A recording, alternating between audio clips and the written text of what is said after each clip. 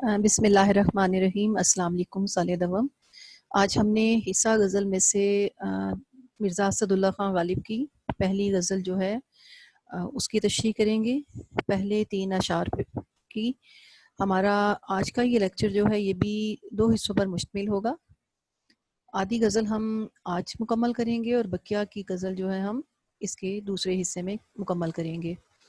تو غزل کا آغاز کرنے سے پہلے مرزا غالب کے بارے میں چند آپ کو جو ہیں باتیں بتاتی چلوں کہ ان کا اصل نام جو تھا اسد اللہ بیگ خان تھا اور غالب ان کا تخلص تھا۔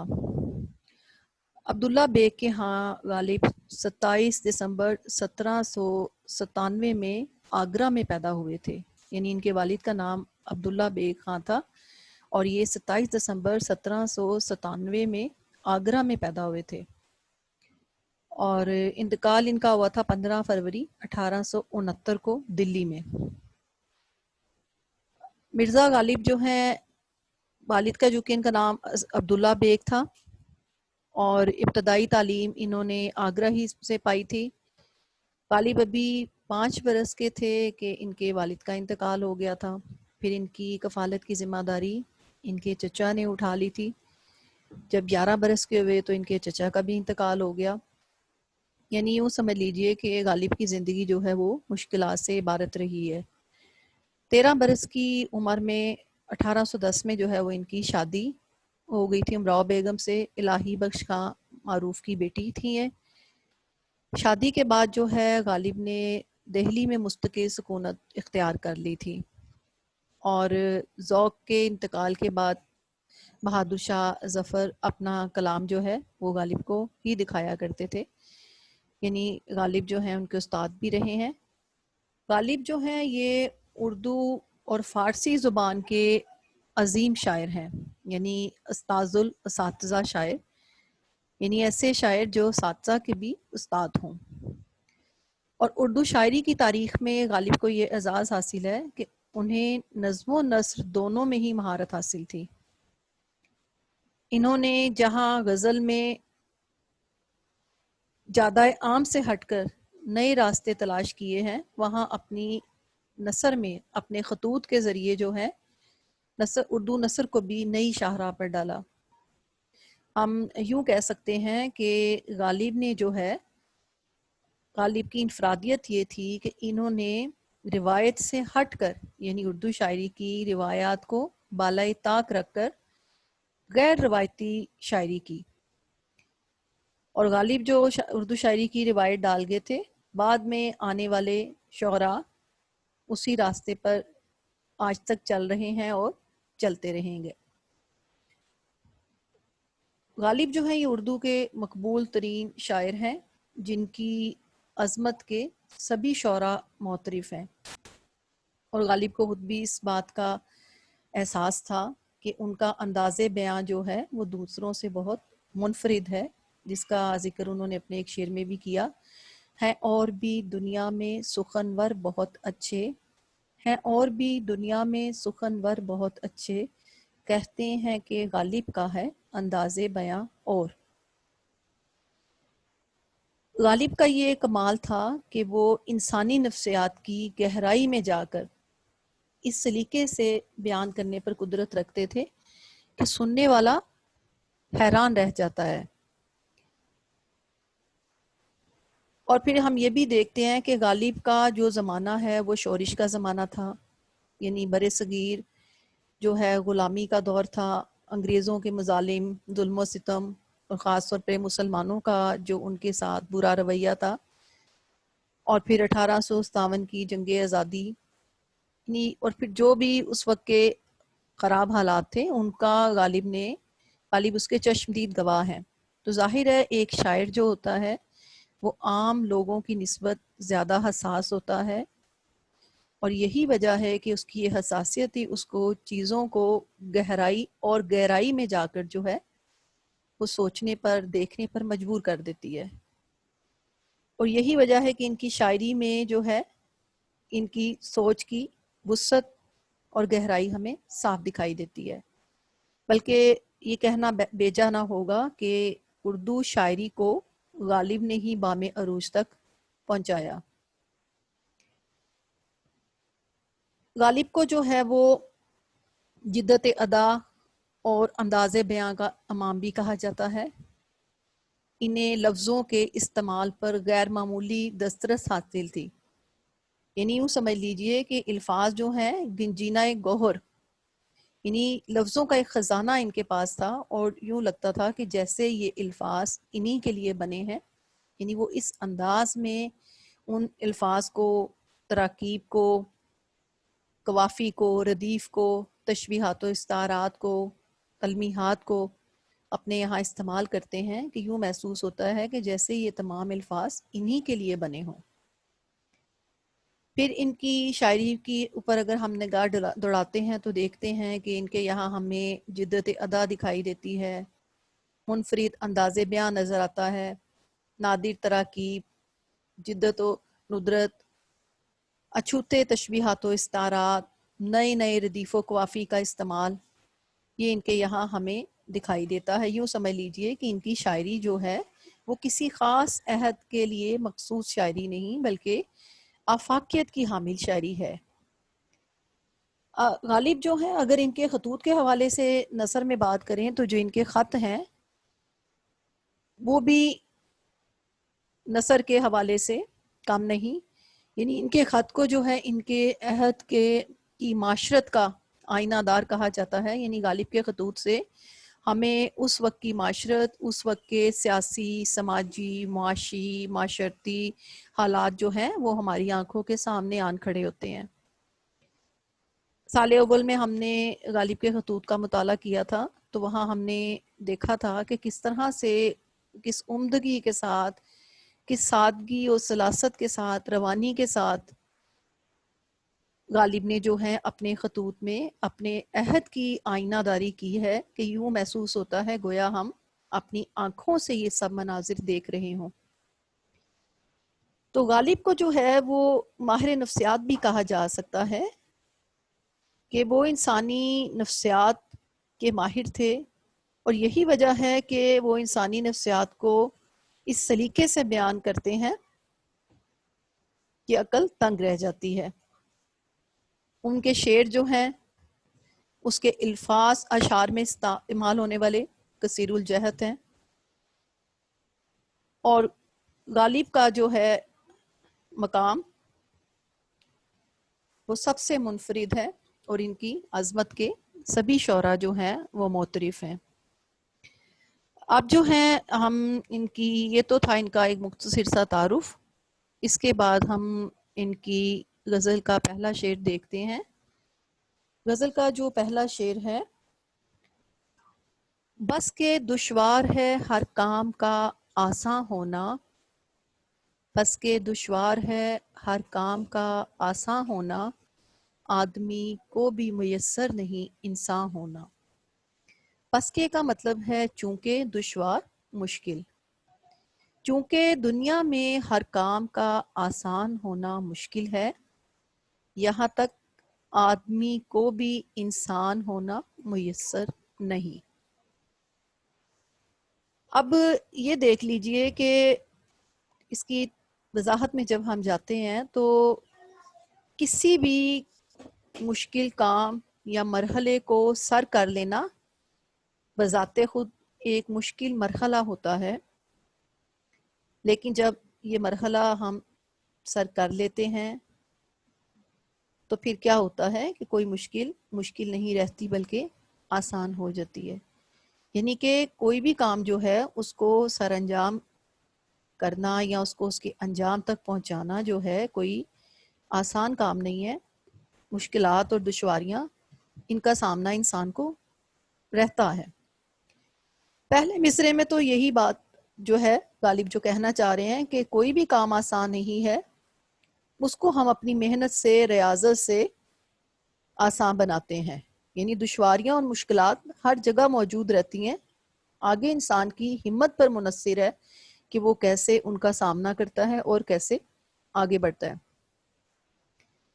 یعنی یہاں جو ہے یہ شعر، اس میں یہی نقطہ غالب جو ہے وہ بیان کر رہے ہیں کہ دنیا میں کوئی بھی کام آسان نہیں ہوتا بلکہ اسے آسان بنانے کے لیے بہت سی مشکلات سے گزرنا پڑتا ہے،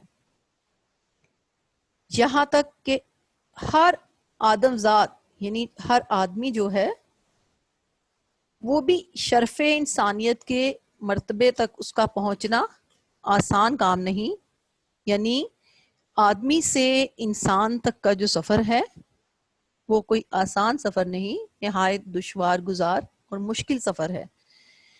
اب یہاں پہ یہ چیز دیکھنی ہوگی کہ غالب جو ہے آدمی اور انسان کے درمیان فرق بیان کر رہے ہیں، یعنی حد فاصل کھینچتے ہوئے دو الفاظ کے ذریعے انسانی زندگی کے دو پہلوؤں کی عکاسی کر رہے ہیں، ایک پہلو آدمی اور دوسرا انسان۔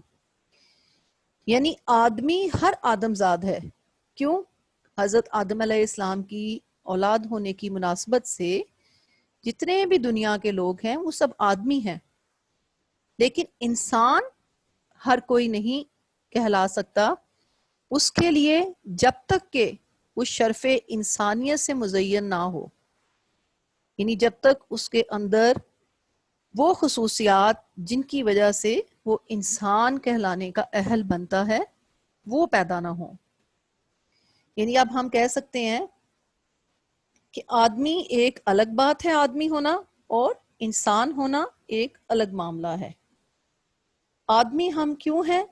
آدم علیہ السلام کی مناسبت سے، اور انسان کون ہے؟ جو شرف انسانیت سے مزین ہے۔ اب وہ کون سی خصوصیات ہیں یا وہ کون سے اوصاف ہیں جو ایک آدمی کو انسان کے مرتبے تک پہنچاتے ہیں؟ تو ہم دیکھتے ہیں کہ اس جس میں احساس ہو، ہمدردی ہو، محبت ہو، خلوص اور اظہار کا جذبہ موجزن ہو، جس کے قول و فعل میں تضاد نہ ہو، یہ خصوصیات جس کے اندر موجود ہوں وہی آدمی سے انسان کہلانے کا حقدار ہے۔ تو یہاں بھی جو ہے یہی دو باتیں کی جا رہی ہیں۔ اب حوالے کے لیے کچھ اشعار ہم دیکھتے ہیں۔ ذوق کا شعر ہے: جو فرشتے کرتے ہیں کر سکتا ہے انسان بھی، جو فرشتے کرتے ہیں کر سکتا ہے انسان بھی، پر فرشتوں سے نہ ہو جو کام ہے انسان کا، پر فرشتوں سے نہ ہو جو کام ہے انسان کا۔ یعنی کہ یہاں آپ دیکھیں کہ انسان کو جو ہے وہ اشرف المخلوقات کہا جاتا ہے، کہ تمام مخلوقات میں سب سے افضل اور اشرف۔ اللہ تعالیٰ نے انسان کو جو ہے، آدمی کو جو ہے دنیا میں اپنا نائب بنا کر بھیجا ہے۔ اور غالب کا یہ خیال ہے کہ جب ہم آدمی سے انسان بننے کے دشوار مرحلے کو آسان اگر نہیں بنا سکتے تو پھر دنیا میں کسی اور کام کو آسانی سے کرنے کا دعویٰ بھی نہیں کر سکتے ہیں۔ اب غالب نے بھی یہی بات کی تھی کہ فرشتے سے بہتر ہے انسان بننا، فرشتے سے بہتر ہے انسان بننا، مگر اس میں پڑتی ہے محنت زیادہ۔ یعنی انسانیت کا جو مقام ہے وہ فرشتوں سے بھی برتر ہے۔ انسان چونکہ اشرف المخلوقات ہے تو اللہ نے اسے ایک مقصد حیات کے ساتھ دنیا میں بھیجا ہے، اس لیے آدمی سے انسان تک کا سفر جو ہے یہ کوئی آسان سفر نہیں ہے، یہ بہت دشوار گزار اور کٹھن سفر ہے۔ اور اسی نقطے کی طرف جو ہے غالب نے اشارہ اپنے شعر میں کیا ہے۔ اچھا، غالب کا یہ جو شعر ہے نا، یہ ان کے بہترین اشعار میں اس شعر کا شمار ہوتا ہے، اور صنعت تضاد بھی ہمیں یہاں دکھائی دے رہی ہے، دشوار اور آسان کے ساتھ۔ دوسرے شعر کی جانب بڑھتے ہیں۔ دوسرا شعر جو ہے غالب کا: وائے دیوانگی شوق کے ہر دم مجھ کو، وائے دیوانگی شوق کے ہر دم مجھ کو، آپ جانا ادھر آپ ہی حیراں ہونا۔ یعنی غالب جو ہیں وہ افسوس کا اظہار اور حیرت کا اظہار کر رہے ہیں۔ کس بات پر؟ وائے کا مطلب ہوتا ہے افسوس، دیوانگی شوق یعنی عشق کا جنون، عشق کی دیوانگی، پاگل پن۔ مفہوم اس کا کچھ یوں ہوگا کہ عشق کی اس دیوانگی پر افسوس کہ میں آپ ہی کوچہ محبوب میں جاتا ہوں اور اپنے آپ ہی حیران ہونے لگتا ہوں۔ عشق مجازی کا بہت خوبصورت شعر ہے کہ یعنی ایک شاعر جو ہے ایک عاشق کی جو عشق کی انتہائی کیفیت ہے اس کا اظہار ہم یہاں دیکھ رہے ہیں کہ عشق کا جو جنون جب پاگل پن عاشق کے سر چڑھ کر بولتا ہے تو اس کا اپنے اوپر اختیار نہیں رہتا، وہ بے بس ہو جاتا ہے۔ جیسا کہ آپ کو میں پہلے بھی بتا چکی ہوں کہ ہماری جو اردو کی کلاسک کی شاعری ہے، اس کا جو محبوب ہے، اس کا جو کردار ہمارے سامنے آتا ہے وہ ایک نہایت سنگ دل، ظالم، بے رحم اور بے وفا قسم کی شخصیت کے طور پہ ابھرتا ہے، جبکہ عاشق جو ہے وہ بالکل ہی اس کے برعکس ہے۔ یعنی عاشق کا جو کردار ہے وہ اتنا ہی زیادہ جانثار، اتنا ہی باوفا، اتنا ہی وفادار اور محبوب کے ایک اشارے پر جان تک قربان کرنے کے لیے ہمہ وقت تیار رہتا ہے۔ لیکن عاشق چونکہ بنیادی طور پر انتہائی سنگ دل، بے حس اور خود غرض قسم کی شخصیت کا مالک ہے، اس لیے اس کے دل پر محبوب کی کسی قربانی، کسی جذبے، کسی اظہار کا کوئی جو ہے اثر نہیں ہوتا، الٹا وہ اس کو جلاتا، ستاتا اور آزماتا ہے۔ اسی ظلم و ستم کی وجہ سے، اسی بے مہری اور بے رخی کی وجہ سے جو ہے وہ عاشق عاجز آ کر یہ ٹھانتا ہے کہ میں اب محبوب کی گلی میں نہیں جاؤں گا۔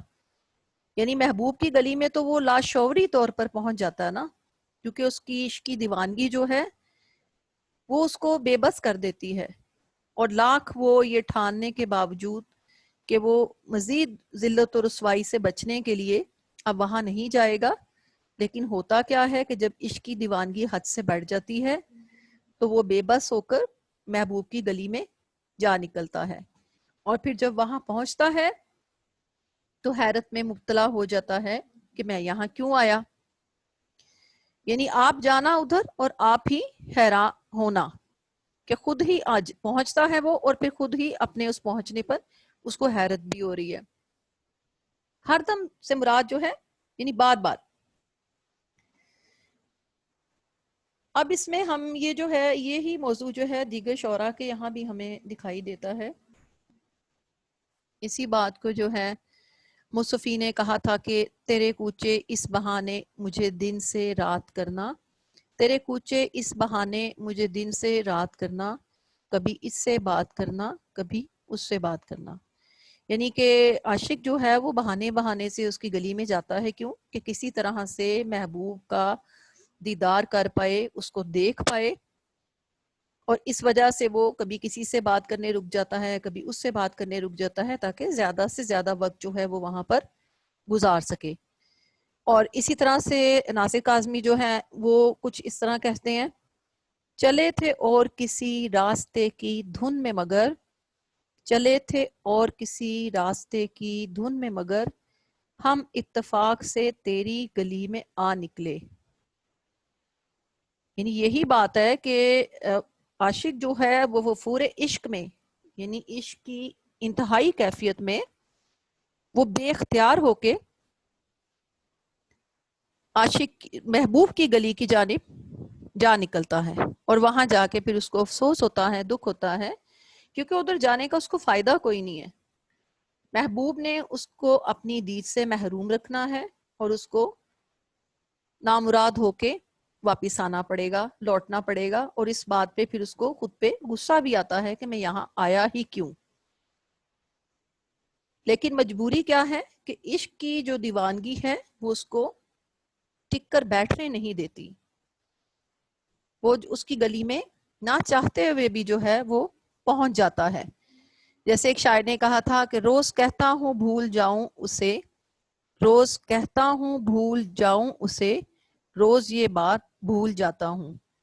یعنی کہ اس کی بے رخی دیکھ کے عاشق جو ہے وہ کئی دفعہ مجبور ہو جاتا ہے ترک عشق کرنے پر، لیکن کیا ہے کہ یہ چونکہ اس کے بس کی بات نہیں، وہ ہر روز یہ عہد کرتا ہے، ہر روز یہ سوچتا ہے، اور ہر روز ہی اس بات کو وہ بھول جاتا ہے. تو یہاں بھی ہمیں کچھ ایسی ہی کیفیت دکھائی دی ہے کہ عاشق نے جو ہے وہ ٹھان لی تھی کہ میں اب اس کی گلی میں نہیں جاؤں گا. کیوں؟ محبوب کے ظلم و ستم اور بے رخی کی وجہ سے. لیکن ہوتا کیا ہے کہ جب عشق کی دیوانگی حد سے بڑھنے لگتی ہے تو وہ بے خود ہو کے، بے بس ہو کے، نہ چاہتے ہوئے بھی لاشعوری طور پہ محبوب کی گلی میں جا پہنچتا ہے، اور پھر وہاں پہ جا کے حیرت کا شکار ہوتا ہے اور افسوس کا بھی اظہار کرتا ہے کہ میں یہاں کیوں آیا، مجھے یہاں نہیں آنا چاہیے تھا. اب غالب کا جو ہے ہم تیسرا شعر دیکھتے ہیں. عشرت قتل گہے اہل تمنا مت پوچھ، عید نظارہ ہے شمشیر کا عریاں ہونا. عشرت کا مطلب ہوتا ہے خوشی، اور قتل گاہ سے مراد یعنی جہاں پہ قتل کیا جاتا ہے، قتل ہونے کی جگہ.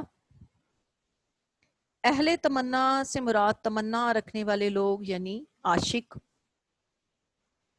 عید نظارہ یعنی عید کا چاند دیکھنے سے حاصل ہونے والی خوشی، یعنی عید کا چاند دیکھنے کے بعد جو مسرت اور خوشی کی کیفیت طاری ہوتی ہے، اس کے لیے یہ ترکیب استعمال کی گئی ہے. اچھا، اس شعر کو جو ہے نا ہم دو حوالوں سے اس کی تشریح کر سکتے ہیں. ایک تو ہم عشق حقیقی کے حوالے سے اگر دیکھیں تو ہم پہلے اس کا نثری مفہوم دیکھ لیتے ہیں کہ قتل گاہ کی چہل پہل اور رونق کا عالم مت پوچھ، شمشیر کا عریاں ہونا مراد نیام سے باہر ہونا شاک کے نزدیک عید کا چاند دیکھنے کے برابر ہے. اگر ہم اس کو عشق حقیقی کے حوالے سے دیکھیں تو عشق جتنی بڑی ذات سے ہوگا، ظاہر ہے کہ اس کے لیے اتنی ہی زیادہ ریاضت اور اتنی ہی بڑی قربانی کا طلبگار ہوگا. اور پھر یہ بات بھی کہ اہل عشق کے لیے جو ہے وہ لمحہ بڑا ہی قیمتی اور بڑا ہی انمول ہوتا ہے کہ جب ان کی جان عشق کے راستے میں قربان ہو رہی ہوتی ہے. یعنی محبوب کی خاطر قربان ہو جانا یہ کوئی چھوٹی بات نہیں، بہت بڑی سعادت کی بات ہے. تو یہ جیسے کہ ایک شعر ہے کہ جان دی ہوئی اسی کی تھی، جان دی ہوئی اسی کی تھی، حق تو یہ ہے کہ حق ادا نہ ہوا. یعنی کہ اللہ نے ہی ہمیں جان دی تھی اور اسی کے راستے میں ہم نے قربان کر دی، تو اس میں کیا بڑی بات ہے. حق تو یہ ہے کہ ہم ابھی بھی اس کی محبت کا حق ادا نہیں کر پائے ہیں. اور پھر اسی طرح سے فیض کا ایک شعر ہم دیکھتے ہیں. جس دھج سے گیا کوئی مقتل میں وہ شان سلامت رہتی ہے، جس دھج سے گیا کوئی مقتل میں وہ شان سلامت رہتی ہے، یہ جان تو آنی جانی ہے، اس جان کی تو کوئی بات نہیں. یعنی اصل بات کیا ہے کہ کس دھج، کس شان و شوکت کے ساتھ، کس آن بان کے ساتھ کوئی عاشق جو ہے مقتل کی جانب بڑھتا ہے، اپنی جان قربان کرنے کے لیے آگے بڑھتا ہے. باقی جان کا چلے جانا تو کوئی بڑی بات نہیں ہے، یہ آج نہیں تو کل جانی ہی ہے. یعنی کہ ہمیشہ زندہ تو کسی نے بھی نہیں رہنا، بالآخر تو سب کا انجام موت ہی ہے. زندگی کا خاتمہ جو ہے موت پر ہی جا کے ہونا ہے. تو اصل بات کیا ہے کہ وہ زندگی گزاری کیسے، کن عظیم مقاصد کو پورا کرتے ہوئے گزاری، اپنے محبوب کی خاطر کیا کیا قربانیاں دیں. تو یہ تو اس کا وہ پہلو تھا کہ جو عشق حقیقی کے حوالے سے میں نے بتایا ہے.